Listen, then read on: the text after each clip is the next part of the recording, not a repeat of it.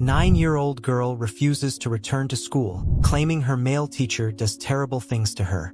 Suspicious, her father places a camera in her backpack and discovers something terrible. The late August sun beat down on Westbrook, Massachusetts, as Lucy Blackwood stared up at her new home. A modest 2-story colonial with fading white paint and dark green shutters. At 9 years old, she'd already traveled halfway around the world, leaving behind the familiar streets of Melbourne for this quiet suburban town that felt more like a movie set than a real place. "What do you reckon, sweetheart?" Jack Blackwood's deep voice carried the thick Australian accent that had already drawn curious looks from their neighbors. He stood beside the moving truck, his broad shoulders and military posture making him seem even taller than his 6'2" frame. Lucy adjusted her wire-rimmed glasses and tried to sound optimistic. "It's different from home." Jack's weathered face softened as he watched his daughter. At 42, his dark hair had begun graying at the temples, and fine lines marked the corners of his eyes, souvenirs from 15 years in the Royal Australian Navy. "Give it time, love. Different doesn't mean bad." They spent the afternoon unpacking boxes, their voices echoing through empty rooms that smelled of fresh paint and new carpet. Lucy's bedroom was smaller than her old one, but it had a window seat overlooking the backyard's ancient oak tree. She carefully arranged her books on the built-in shelves, worn copies of Australian classics her mother had given her, alongside newer American novels she'd bought to help her fit in.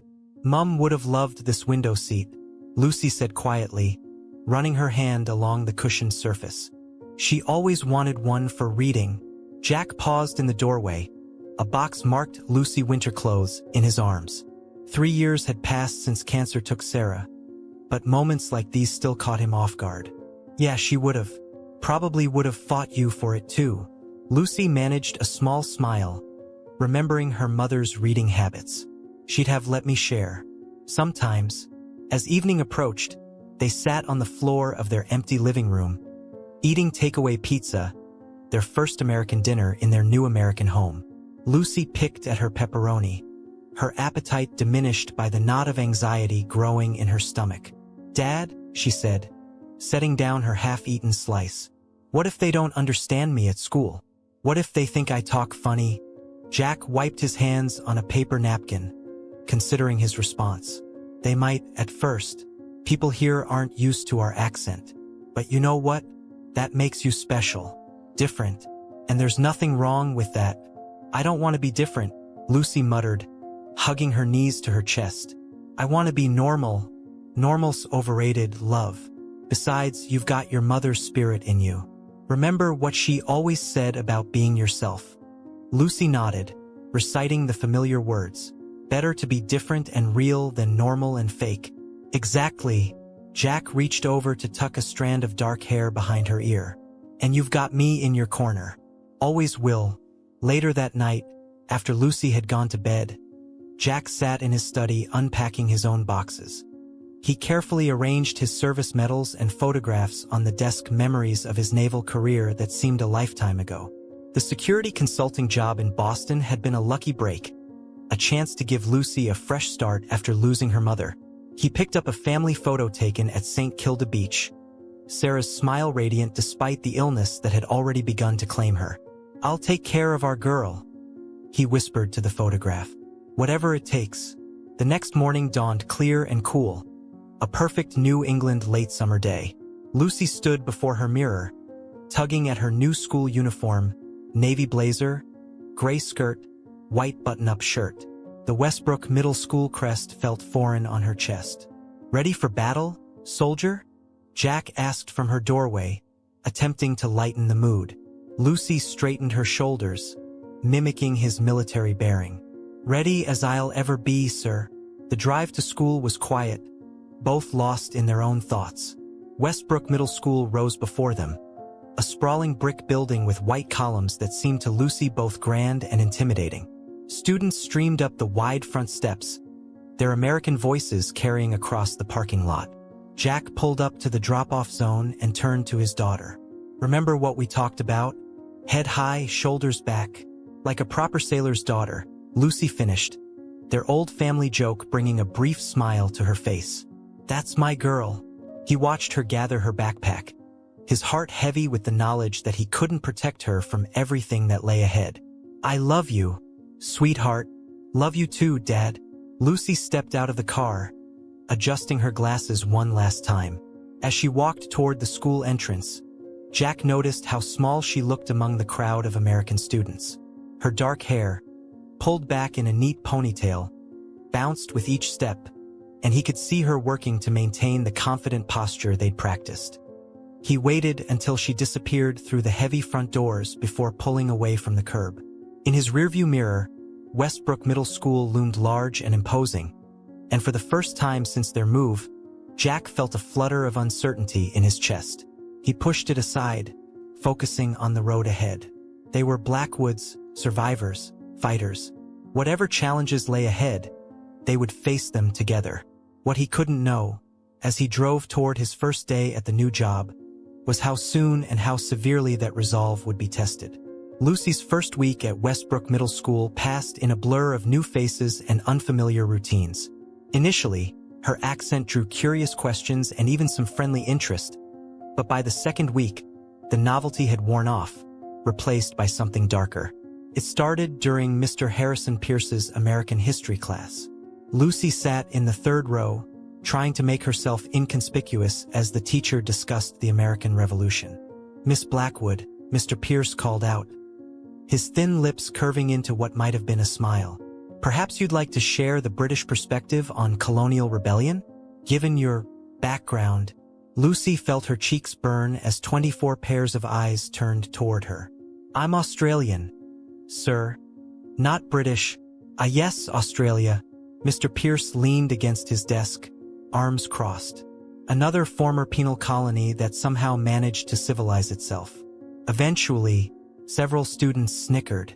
Actually, sir, Lucy began, her voice steady despite her racing heart. Australia has one of the highest standards of living in the... That's enough, Miss Blackwood. Mr. Pierce cut her off sharply. We're discussing American history, not your homeland's questionable achievements. During lunch period that day, Lucy found a quiet corner in the cafeteria. She was halfway through her sandwich when Travis McCarthy and his friends claimed the table next to hers. Travis was tall for 13, with sandy hair and an athlete's build that already hinted at the football player he'd become. Hey, Crocodile Dundee, he called out, loud enough for nearby tables to hear. Where's your kangaroo? Lucy kept her eyes on her lunch, but her hands trembled slightly. I'm trying to eat. Oh, sorry. Travis's voice dripped with mock concern. I'm trying to eat, he repeated, exaggerating her accent to more laughter. Did you hear that, guys? The convict's trying to eat. I'm not a convict, Lucy muttered, gathering her things to leave. As she stood, Travis's foot shot out, catching her ankle. Lucy stumbled, her lunch tray clattering to the floor. Her sandwich and apple rolled across the tile as laughter erupted around her. Oops, Travis said innocently. Guess they don't teach walking in Australia. Lucy fled to the bathroom, fighting back tears. She spent the rest of lunch period there, waiting for the bell to ring, her hunger forgotten. The incidents multiplied over the next few weeks. Her locker was defaced with crude drawings of kangaroos and koalas. Someone began leaving notes, "Go back to Prison Island," and "No convicts wanted." During PE, her gym clothes mysteriously disappeared, only to reappear soaking wet in a toilet. Mr. Pierce's behavior grew more pointed.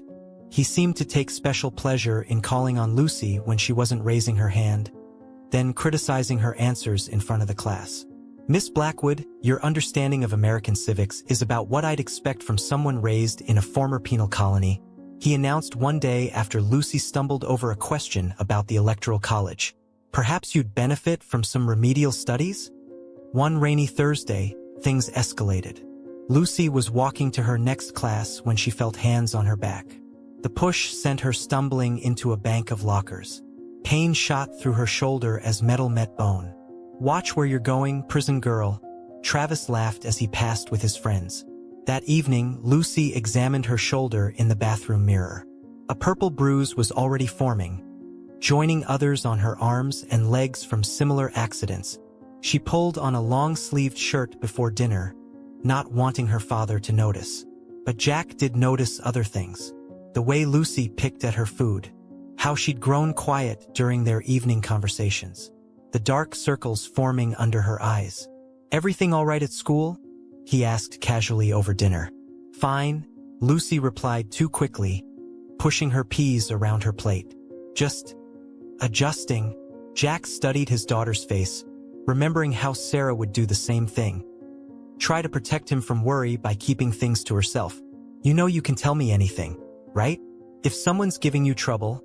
"I said I'm fine, Dad." Lucy's voice carried an edge he'd never heard before. "May I be excused?" That night, Jack heard muffled crying from Lucy's room. He stood outside her door, hand raised to knock, but ultimately lowered it. She'd talk to him when she was ready, he told himself. She just needed time to adjust. The next morning, Lucy discovered her school bag had been emptied into a trash bin. As she retrieved her books, now stained with coffee grounds and banana peels, Travis and his friends passed by. "Dumpster diving?" Travis called out. "Guess you can take the girl out of the prison colony." Lucy was late to Mr. Pierce's class, her books still damp from the trash. The teacher made her stand in front of the room to explain her tardiness. "My books were," she started, but her voice faltered under the class's stares. "Articulation, Miss Blackwood," Mr. Pierce said coldly, "though I suppose proper English is a challenge for some backgrounds. Detention after school for tardiness." That afternoon in detention, Lucy sat alone in Mr. Pierce's classroom, completing a 500-word essay on the importance of punctuality in American education. The teacher graded papers at his desk, occasionally glancing up with what seemed like satisfaction at her isolation. When she finally left school that day, the sun was already setting. Lucy walked home slowly, her shoulder throbbing where it had hit the lockers. She thought about telling her father everything about Travis, about Mr. Pierce, about the bruises she was running out of excuses for. But then she remembered the worry lines that had deepened around his eyes since Mum died. How hard he'd worked to get this job in America. How much he'd sacrificed to give her a fresh start. No, she decided. She would handle this herself. She was a Blackwood, after all. Survivors, fighters. What Lucy couldn't know, as she walked home in the gathering darkness, was that some battles couldn't be fought alone, and that her father's military precision, which had lain dormant since leaving the Navy, would soon find a new and terrible purpose. The breaking point came on a crisp October morning. Lucy had developed a routine of arriving at school early to avoid encounters in the crowded hallways. But this day, as she rounded the corner to her locker, she found Travis and 3 of his friends waiting. "Day, mate," Travis sneered, blocking her path. "Got something special for you today." Lucy tried to step around them, her heart pounding. "Leave me alone." "But we made you a present." One of Travis's friends, Michael, produced a plastic bag filled with dirty water. A little piece of home. Before Lucy could react, they had her cornered. Travis held her arms while Michael dumped the bag over her head. The fetid water soaked through her uniform, and the unmistakable smell of toilet water filled her nostrils. "There," Travis laughed. "Now you smell like the sewer colony you came from." Lucy stood frozen, water dripping from her hair, her glasses spotted with filthy droplets. Students passing by quickened their pace, averting their eyes. No one stopped to help. That's when she made her decision. Still dripping, she marched straight to Principal Sandra Morris's office. The principal's secretary tried to stop her, but Lucy pushed past, leaving wet footprints on the carpet. Principal Morris looked up from her desk, her perfectly maintained appearance contrasting sharply with Lucy's sodden state. "Young lady, what is the meaning of—" "They dumped toilet water on me," Lucy interrupted, her voice shaking. "Travis McCarthy and his friends. They've been bullying me for weeks. Mr. Pierce too. He encourages them. He—" "Slow down." Principal Morris held up a manicured hand. "These are serious accusations. Do you have any proof?" Lucy pulled out her phone. "I started recording things. The way Mr. Pierce treats me in class. The things Travis says. Recording without consent is against school policy. Principal Morris's voice hardened. And Mr. Pierce is one of our most respected teachers. I find it hard to believe he would act inappropriately. But look at me. Lucy gestured to her wet uniform. I'm covered in toilet water. Principal Morris sighed, as if dealing with a particularly tiresome child. Miss Blackwood, adjusting to a new country can be challenging. Perhaps you're being oversensitive to normal teenage interactions. Oversensitive. Lucy's voice cracked. They push me into lockers. They steal my things. I understand you're upset, Principal Morris interrupted. But making unfounded accusations against other students and staff members is very serious. I suggest you focus on adapting to our culture rather than looking for problems where none exist. Lucy stood there, water still dripping onto the expensive carpet, as the full weight of her isolation crashed over her. You're not going to do anything, are you? I'm going to give you a pass to change into your gym clothes, Principal Morris said, already turning back to her computer. And I suggest you delete any unauthorized recordings before they become a disciplinary issue. Lucy walked woodenly to the gym, changed into her spare clothes, and sat through her morning classes in a daze. During history, Mr. Pierce seemed to take special pleasure in calling on her repeatedly, making pointed remarks about her disheveled appearance. That afternoon, she tried one last time to document the abuse. Hidden behind a row of lockers, she recorded Travis and his friends as they harassed another student, a small 7th grader with a speech impediment. She didn't notice Mr. Pierce approaching until he was right behind her. Miss Blackwood, his voice made her jump. Phone. Now. But now. His hand extended expectantly. With trembling fingers, Lucy handed over her phone. She watched helplessly as Mr. Pierce accessed her photos and videos, systematically deleting everything.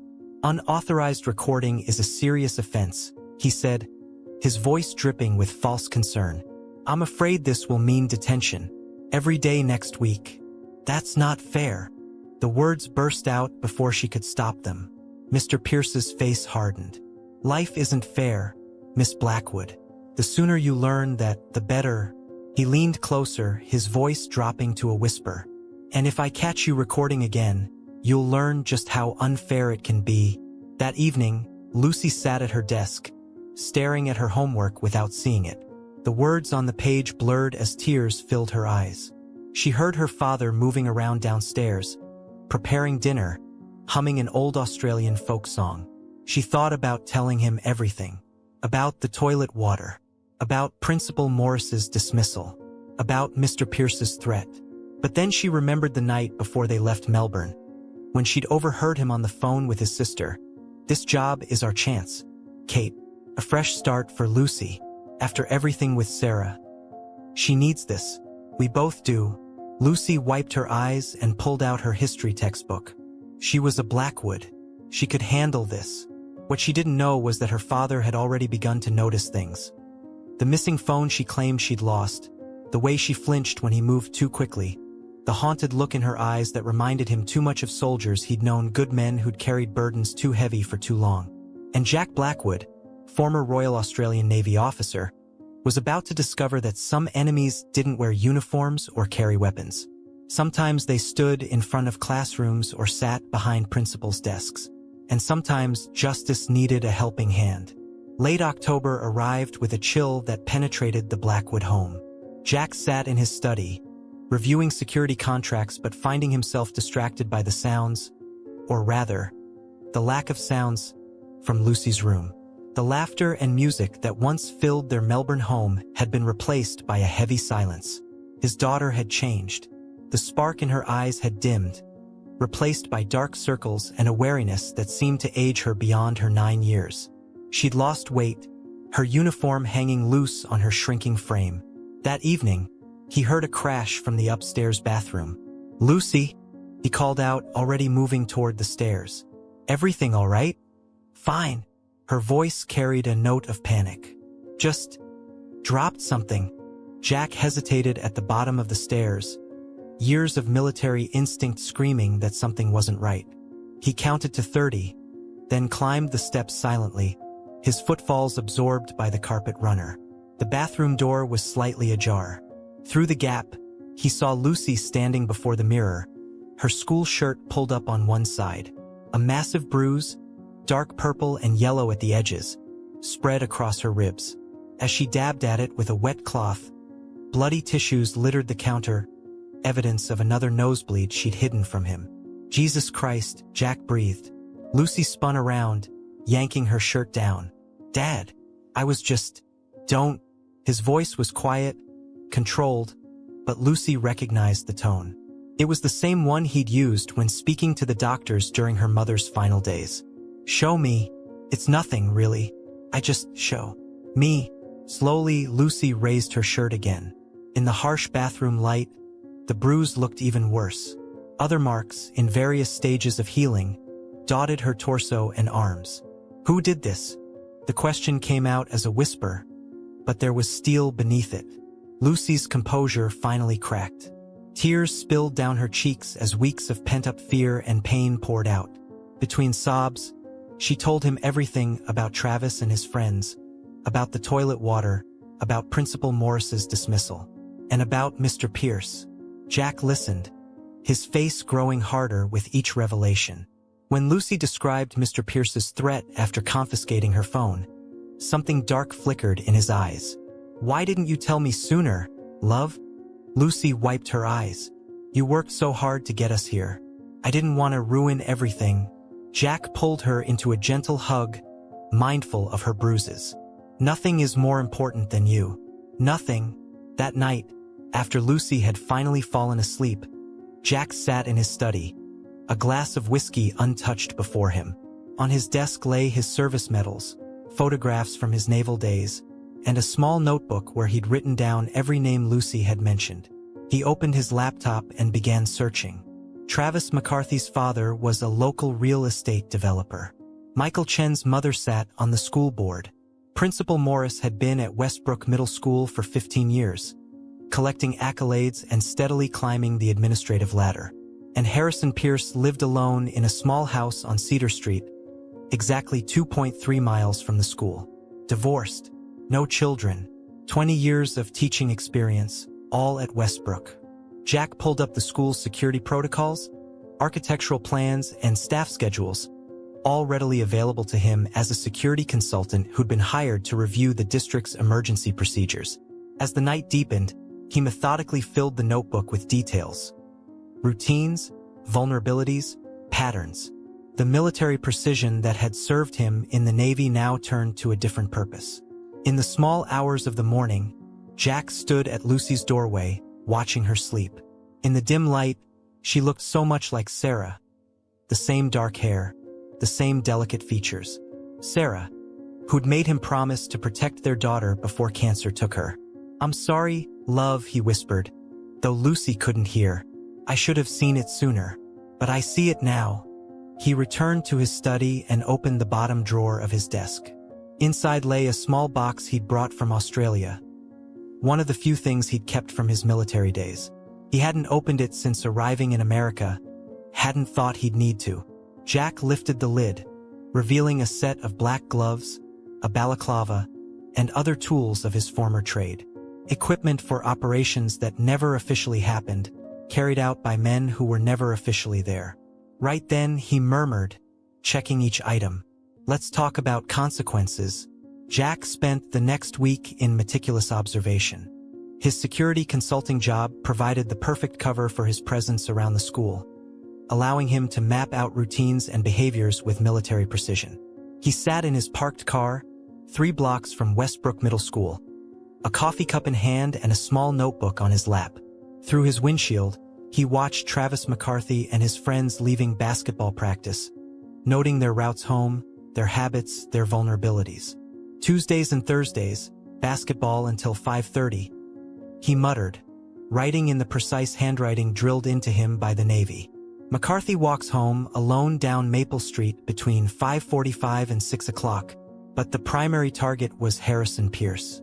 The history teacher lived alone in a modest ranch house, its paint peeling and garden unkempt. Jack observed him through high-powered binoculars from various vantage points, building a comprehensive picture of the man's routine. 6:30 a.m. Wake up, coffee on front porch 7:15 a.m. Leave for school 4:45 p.m. Return home 6 p.m. Evening walk around the neighborhood 10:30 p.m. Lights out Friday nights were different.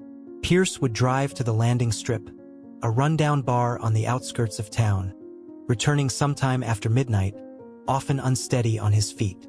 Jack documented everything in his notebook, adding detailed sketches of Pierce's house layout, including the loose window frame in the back bedroom he'd noticed during his nighttime reconnaissance. At home, he maintained normalcy for Lucy's sake.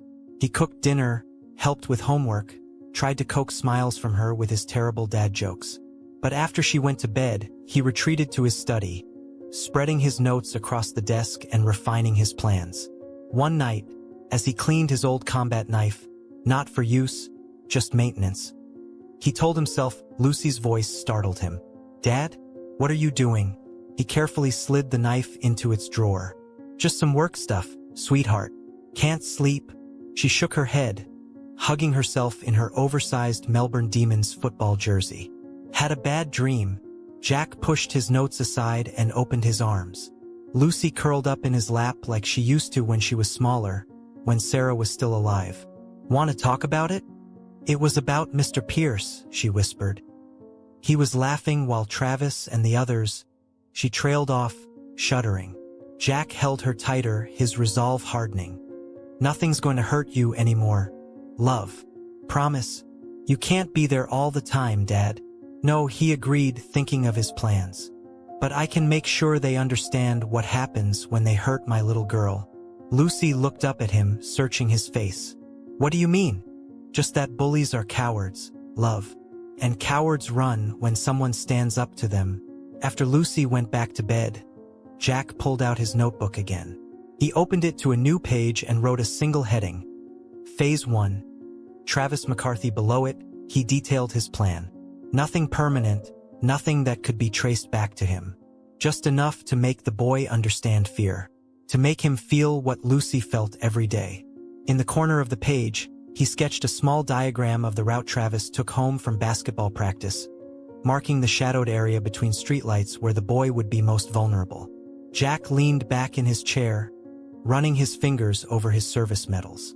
The Navy had taught him to plan, to be patient, to strike only when everything was perfectly aligned. Those lessons would serve him well now. He picked up his phone and called in sick to work for the next day. Tomorrow would require his full attention. In her room, Lucy slept fitfully, unaware that her father's promise of protection was about to take a form she could never have imagined. And in his small house on Cedar Street, Harrison Pierce went through his nightly routine, not knowing that he'd already been marked for a very personal kind of justice. Jack closed his notebook and checked his watch. In less than 24 hours, Travis McCarthy would learn what real fear felt like. And that would be just the beginning. The space between streetlights on Maple Street created a perfect shadow pocket, a 30-foot stretch of darkness that Travis McCarthy had to cross on his way home from basketball practice.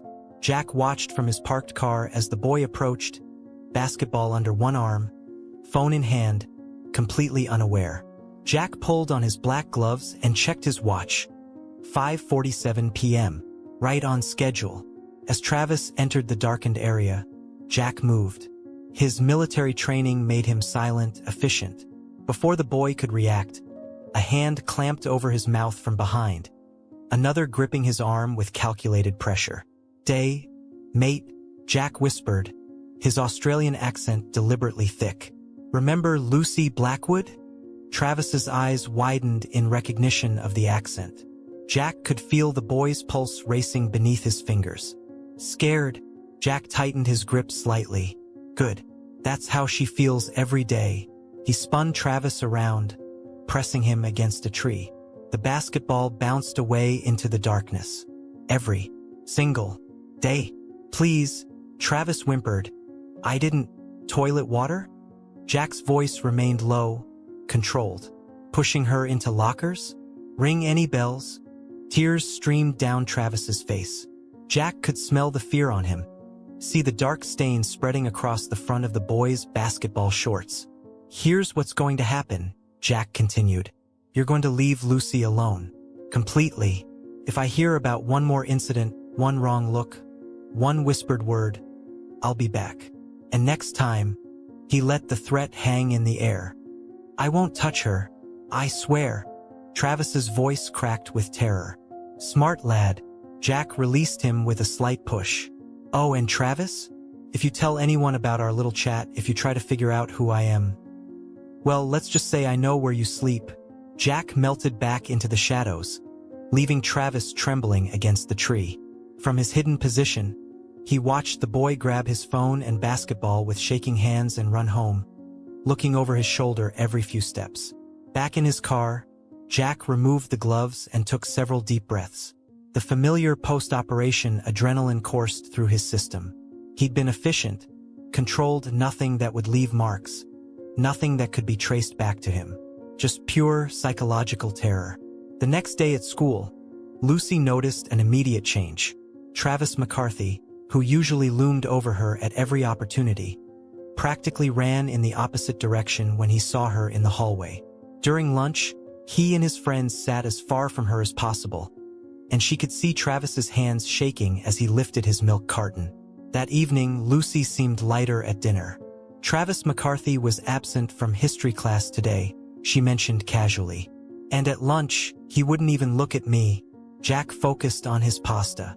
Maybe he's finally growing up a bit. Maybe. Lucy studied her father's face. Dad, you wouldn't do anything, would you? Me? Jack gave her his best innocent look. I'm just a boring old security consultant. Remember? But that night, in his study, Jack opened his notebook to a new page. Phase 1 had been successful. Travis McCarthy would never bother Lucy again. Now it was time for Phase 2. He wrote another name at the top of the page. Michael Chun below it, he began sketching out another plan. Each of Travis's friends would receive their own personalized lesson in fear. And after that, Jack's eyes drifted to the final page of his notebook, where a single name waited.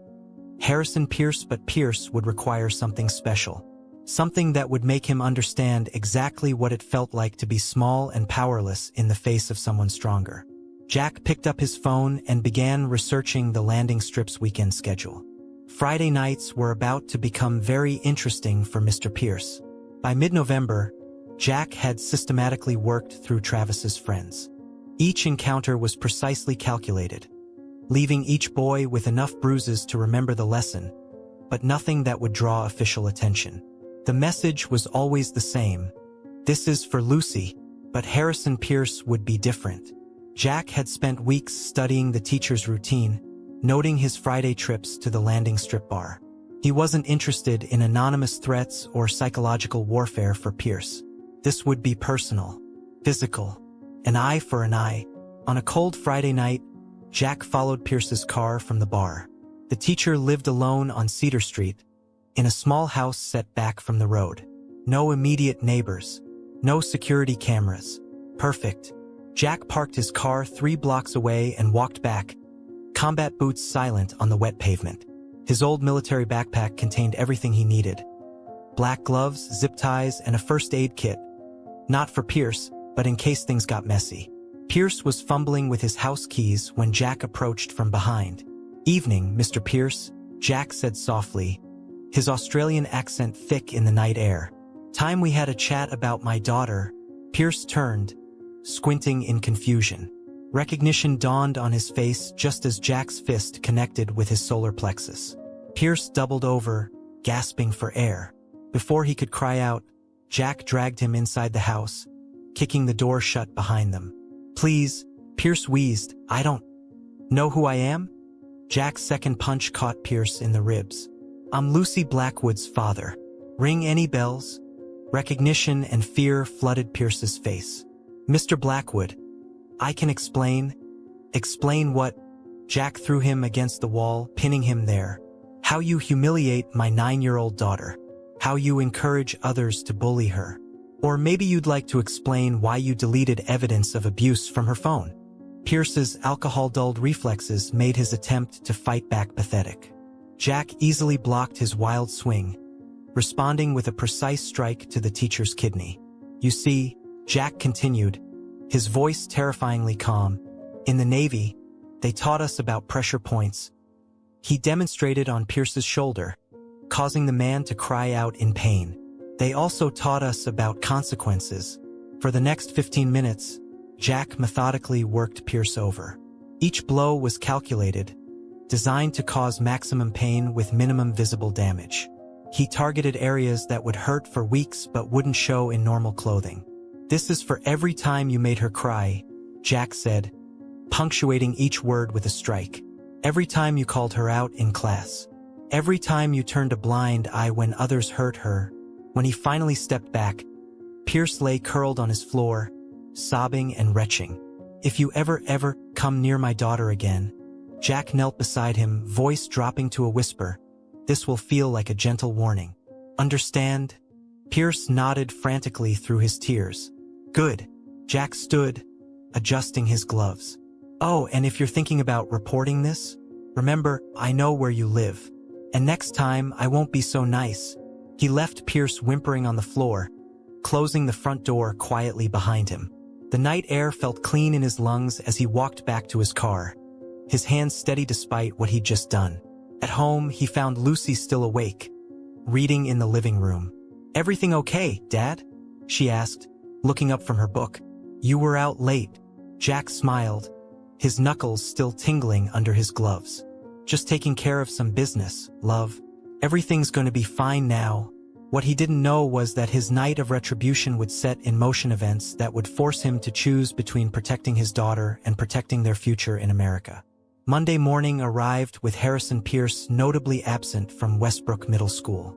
His substitute, a nervous young woman fresh from teacher's college, seemed bewildered by the sudden assignment. During lunch period, Lucy overheard whispers in the cafeteria. "Did you see Mr. Pierce's car this morning?" one student murmured. "He could barely walk to it. I heard he was at the landing strip Friday night," another added. "Maybe he got into a fight?"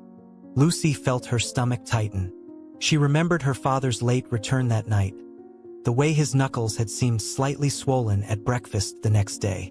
Part of her had known, deep down, that something was different about Friday night. The following day, Principal Morris's voice crackled over the intercom. Harrison Pierce will be taking an extended medical leave due to injuries sustained in a personal incident. That afternoon, Lucy found Travis McCarthy staring at her in the hallway, his face pale. "Your dad," he whispered as she passed. "It was your dad, wasn't it?" Lucy kept walking, but her heart raced. She thought about the bruises hidden under Travis's sleeve, the way Michael Chun flinched whenever he saw her. The pattern was clear now. At home, she found Jack in his study, methodically cleaning what looked like dried blood from beneath his fingernails. "Dad?" Her voice made him look up sharply. "What did you do to Mr. Pierce?" Jack carefully set down the nail brush. "What makes you think I did anything?" "Please don't lie." Lucy's voice cracked. "I know it was you. With Travis, with Michael. With all of them." For a long moment, Jack said nothing. Then, "Sometimes, love, people need to understand consequences. By beating them up? By giving them exactly what they gave you." Jack's voice hardened. "Eye for an eye." Lucy hugged herself, remembering the bruises, the humiliation, the fear. Did it feel good? Hurting them? No. Jack's honesty surprised her. "But seeing you smile again? That feels good."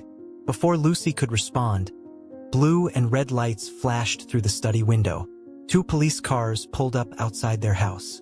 "Lucy," Jack's voice was calm but urgent. "Go to your room. Whatever you hear, stay there. Dad, now, love." He kissed her forehead quickly. "Remember what I taught you. Blackwoods protect each other." Lucy ran upstairs just as heavy knocking echoed through the house.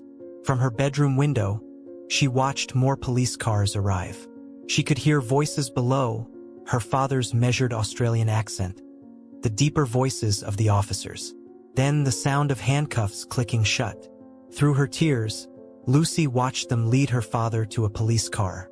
He walked with military bearing, head high, showing no resistance. Just before they put him in the car, he looked up at her window and smiled slightly. Only then did she notice Principal Morris's car parked across the street, the woman watching with obvious satisfaction as Jack was driven away. Lucy sat on her bed, her mother's old Melbourne Demons jersey clutched to her chest. She thought about justice, about protection, about the price of standing up to bullies. Her father had taught her that sometimes you had to make the world fair. Now it was her turn. She pulled out her phone and began typing. Dear school board members, I'm writing to tell you about the systematic bullying at Westbrook Middle School and how Principal Morris ignored multiple reports because Blackwoods protected each other. Always. The local newspaper's headline read, Former Australian Navy officer arrested for assault on teacher. Below it, a grainy photo showed Jack being led to a police car, his face composed despite the circumstances. Lucy sat in the kitchen, staring at the article. Her phone buzzed constantly with messages from classmates, a mix of fear and newfound respect coloring their words. But she ignored them, focusing instead on her plan. Over the past 3 days, she'd gathered everything. Recordings she'd secretly backed up to the cloud before Pierce deleted them from her phone. Dated photographs of her bruises, detailed accounts of every incident she'd reported to Principal Morris.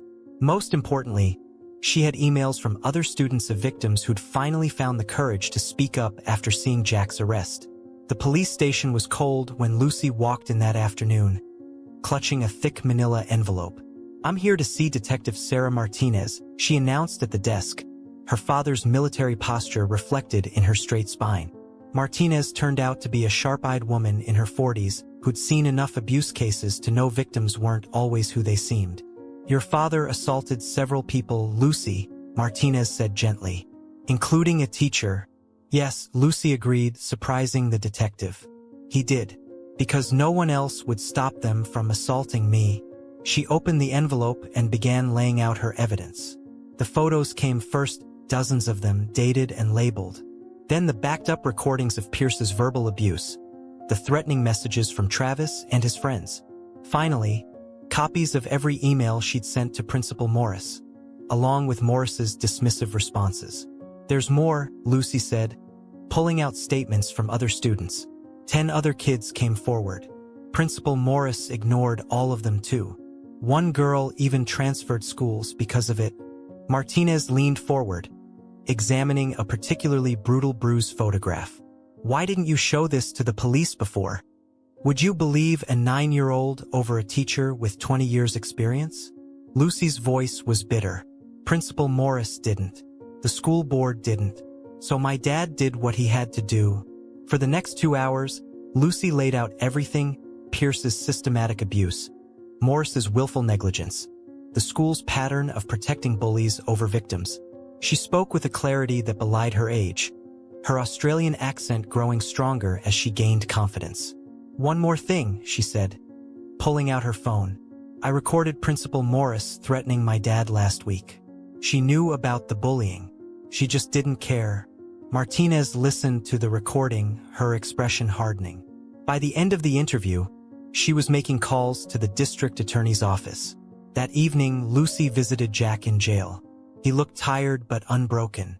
You've been busy, he said, noticing her satisfied expression.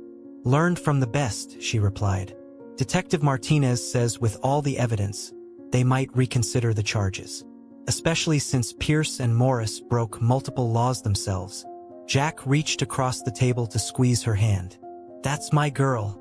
I'm sorry you had to. Don't be. His voice was firm. I'd do it again.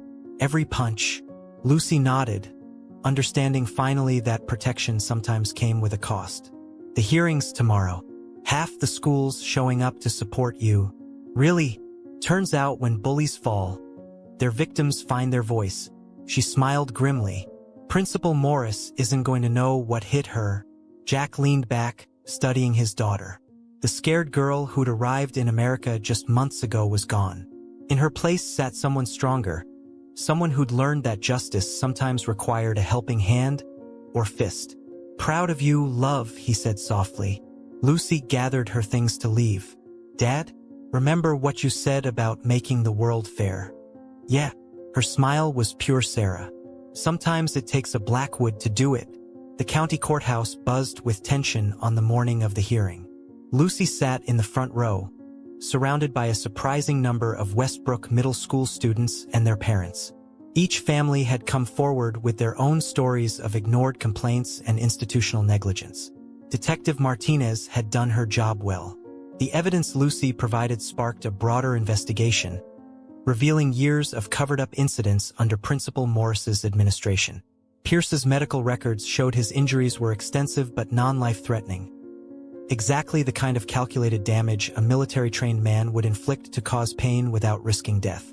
Jack stood before the judge in his best suit, his posture military straight despite the handcuffs.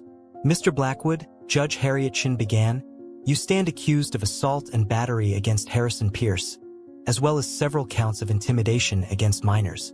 How do you plead?" "Guilty, Your Honor," Jack replied without hesitation.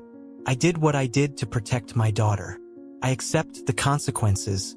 The prosecutor rose to speak about the severity of vigilante justice, but was interrupted by a stream of character witnesses and parents whose children had suffered similar abuse, teachers who tried to report Pierce's behavior, even the school janitor who'd witnessed incidents but feared losing his job if he spoke up. Principal Morris sat rigid in her seat as her carefully maintained system crumbled. When the recording of her threatening Jack played in court, her face went pale. Judge Chun listened to all testimony before speaking. "Mr. Blackwood, the law cannot condone taking justice into your own hands." She paused, looking at Lucy. "However, the circumstances here are unique. The system failed your daughter at every level, and as a father, you acted to protect her." She shuffled her papers. "I sentence you to 6 months in county jail, with all but 30 days suspended, plus 2 years probation and mandatory anger management counseling." She turned to the prosecutor. "Additionally, I'm recommending a full investigation into Westbrook Middle School's administration and their handling of abuse complaints." As officers led Jack away, Lucy caught his eye. No words were needed. They both understood the price of justice.